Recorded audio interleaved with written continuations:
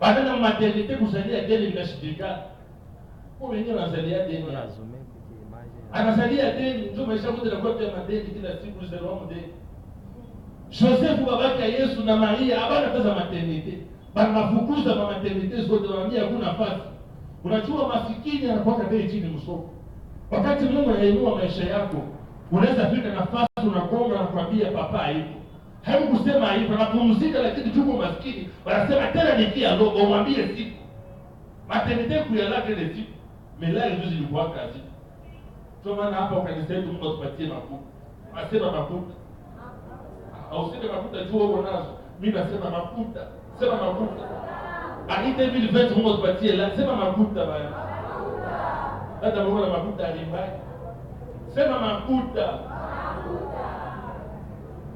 Yesu yule mfanyia wa maskini. Wanaenda msala wapi? Mzizi ya kondoo. Lakini angalia kitu ambaye Mungu alifanya. Joseph alikuwa krisere jana usiku.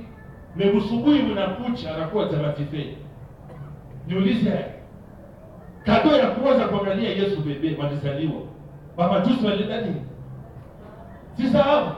Maana kwanza yeye alilala krise, anataza maternité de Dieu naissance ya Yesu, maisha yakabadilika. Mwalikuwa krise jana usiku, usubuhi anakuwa tamatife. Ndio maana mu maisha usizarau mtu. Anaweza lala leo krise. Mtu wa neema sio mtu wa kuzarau. Mtu wa imani anaweza lala leo maskini, kesho analogota duo wa mmoja. Ndio maana anakisha na mtu wa imani.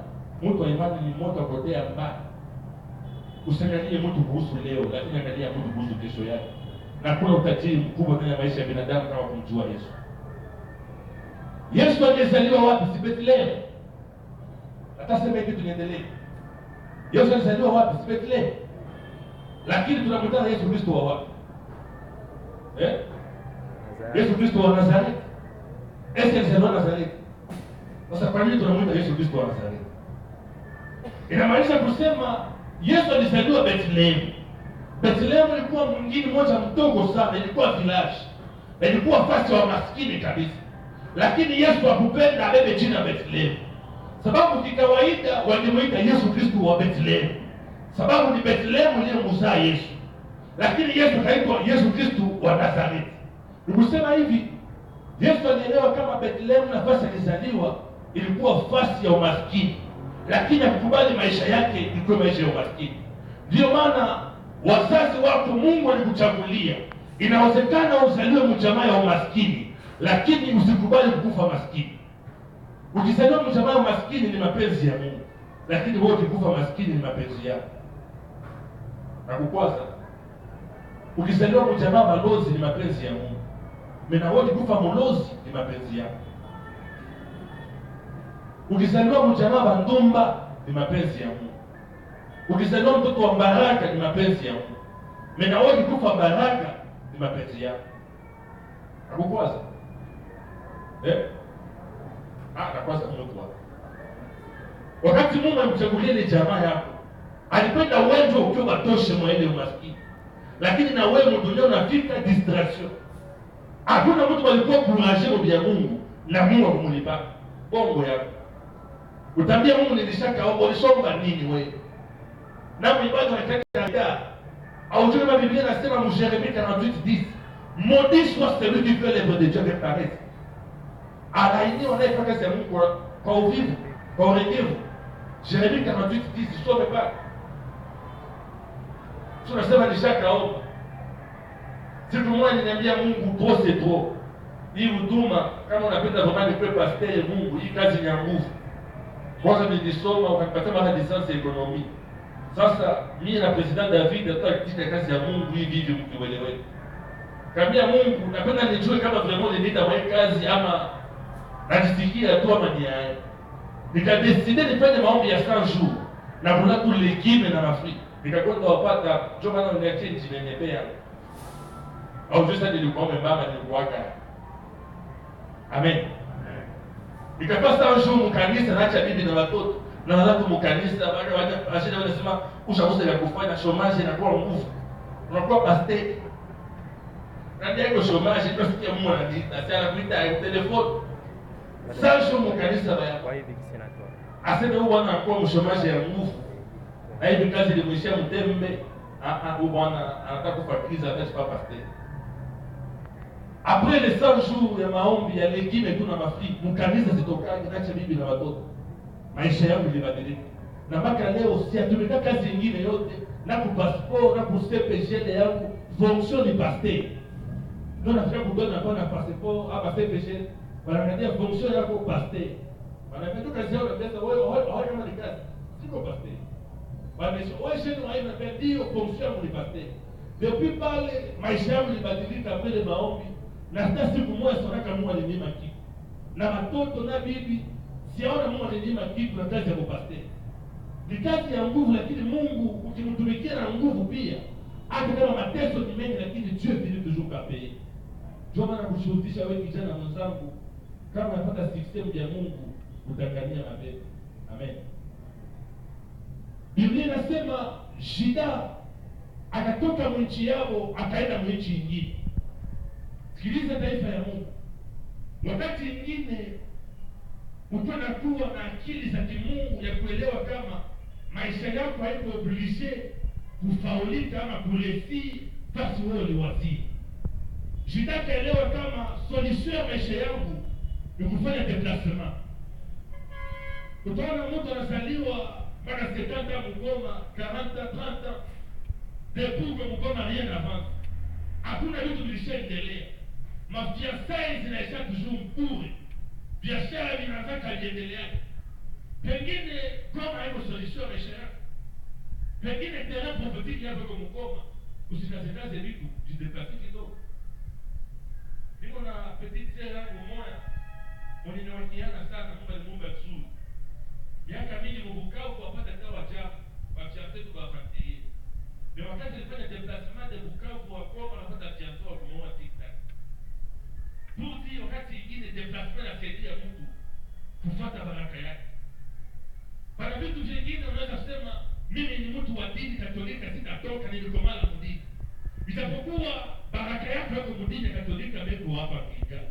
Sasa kama unaona vitu vikamate, déplace toi un peu. Sasa moja baraka yako fasi nyingine. Usidangamie kitu moja.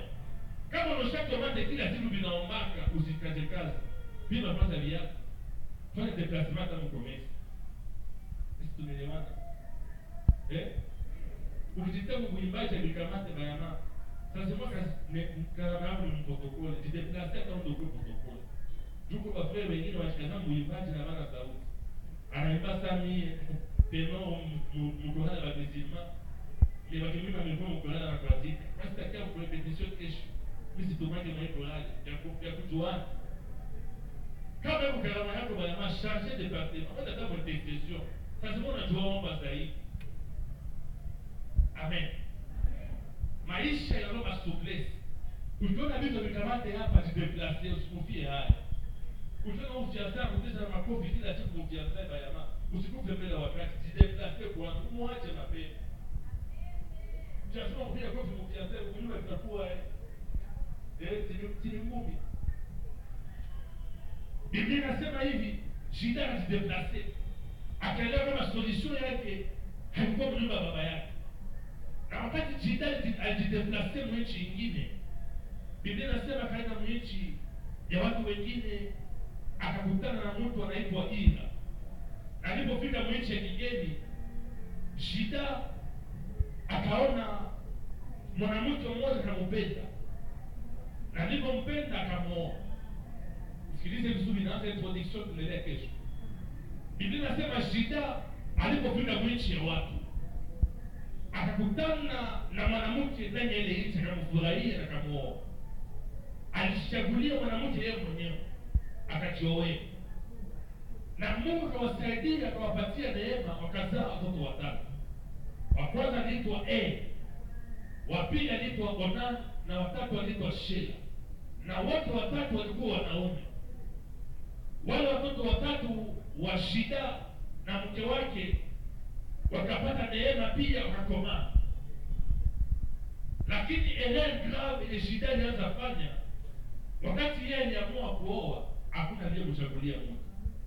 Alichagulia yeye pekee mwanamke. Lakini wakati mtoto wake Bise ndio alikomala Shida akamchagulia bibi. Akasema Peti, una responsibility kwa mke wako sana Peti wao. Akamchagulia bibi, wote wao mwanamke. Yule mwanamke alipo nani tamaa. Wazazi naweza ongea hiki. Unajua sana sana wazazi wanaoisha watoto kwa kuchagulia mtu mchumba hapa bwana wa bibi. Shida alichagulia yeye pia alikuwa naye. Mimi akachagulia mtoto wake mwanamke. Sasa moja Shida alionaka Peti kama fils de Dieu responsable. Sasa kuna façon de responsabiliser kumtia ndoa haolewe. Aoe. Sikiliza wazazi ambao mko hapa. Ndoa haiwezi saidia mtu apate responsabilité. Un homme responsable kama muoe atakuwa tu responsable. Atapenda na kesho mumemele na kesho napenda mumsaidie na kusha watoto. Responsabilité ni kukuwa na mingi, lakini responsabilité ni akili. Fils de wakamoe, wakampania mali, wakampania ndoa, hata mume akamchagulia. Ndio maana bajeti kule Mungu hapa usikubali wazazi wachagulie bibi. Utakufa babeni. Ndio chagulia na yuko yake tena. Silimwambia ile siku ukiolewa kwa unabii, utadivorce kwa ufunuo. Mungu achagulia tena mwanamke. Ndio maana wanabii wasiofuzwa na waita wanabii watoto, wanabii wa ujinga. Wanalibisha mandoa na manyumba za watu. Asema watu. Mwanangu Stella. Hiyo hapa hiyo. Mume wako ndio president ya kitu. Ndio president ya kitu. Hiyo hapa ndio hapa. Mshike mkono. Hiyo hapa. Alimuhuri mara tatu. Huyo ndio mume wako. Mwingine wakikaribia mama kujua watoto tatu. Huyo bwana sio bwana mapenzi ya Mungu. Asema bwana, huyu bwana sio mapenzi wa Mungu. Watoto watano ndio sio mapenzi wa Mungu, ulikuwa wapi? Wewe Mungu sasa alianza kama tatu. Wanapiwa chini machumba maombi zinaribisha sana kwa. Ndio maana Wakristo wengi mnaibika machumba maombi. Leo Mungu hapa mkitenda, lakini kesho Mungu anadevuna machumba maombi mnaenda. Ndio mnarudia kanisa mlishaibika. Mtumiaji analalamika asema msikie tena. Tuchuma maombi sharibisha. Ambia mwenzako unajijua. Ndio kama maombi ya tena vile baba. Ambia Mungu yuko hapo. Babaraka kidogo. Kama tutende si wachungaji. Sasa tena kanisa tuonaje? Unataka mtumba maombi na profesia Mungu $100. Kama bayaona hautato, lakini baba wetu kuna neno ya kweli ya uzima. Hata $10 tu wajeni kanisa bababe watu wajikufisha. Ambia mwenzako unajijua. Kwa maana kadevia sauti chumba maombi. Sisi tunakuona wewe. Wewe unaangalia pale. Sauti unaanza kumbitu ndone na. Kama Mungu haiko hapo. Una nyekeni, ndio kwa sababu ya Mungu. Ambia tulia basi moja. Sio Mungu mconfusion. Ajuzo na ngine hapo kanisa gani? Mungilikali ama wapi? Kama mkilichua atujua kwa kama mumachi ya moto ya watu anakujua bibi asikujua kwa wapi. Sikiliza, nasema hivi bakamoa wale petit bitene jua kupata responsabilité. Avec wazia kisi la muhamoea mtoto atakuwa kichwa atakuwa responsable. Jinsi gani fanya yeye tu yeye hakuna anamchagulia bibi. Anachagulia yeye pekee. Bibi ya mtoto anachaguliana bibi. Na wakati nilisema hivi zamani hapa, Mungu achagulia nake tena. Sababu zamani Mungu alichagulia mwanadamu wa kwanza mbele ya Adamu. Na akamwambia kula tunda zote za shamba, lakini ile katikati ya uzima usikula. Siku utakula unakufa. Si Eva ule alichagulia Adamu. Sawa alikula tunda yeye na Eva, Mungu anakuja mbustani ya Edeni. Adamu kwa Mungu ni mwaminifu kwa neno yake. Ilibidi auwe Adamu na Eva sababu walikosea. Sheria ilikuwa ukikula tunda mtakufa. Ilibidi waauwe. Unajua nini Mungu hakuwaua? Niulize juu ya nini basi? Niulize jina bila mtaniulize niambie juu ya nini? Sasa mwanamke anasema Adamu kwa wapi? Adamu asema hapa anajificha bila kubuchi. Mungu asema nilijua haika ni kubuchi. Wewe ushakula tunda. Deja Mungu ni mwaminifu kwa neno yake. aliwaambia nini? Si utakula tunda utafanya? Si mtakufa. Silibidi waue. Nilituma Mungu asiue mwanadamu juu ya nini? Mwanadamu alikuwa na dogo alichokitetea. Ndio maana anaambia kwa watu hivi, vita vya maneno usifutishe ndani ya imani. Sababu asili ya mwanadamu ni kuongea tu mimi. Mwanadamu anachua ongea hapa. Mungu anamwambia Petro atakutiwe adabu. Adabu sikese hebu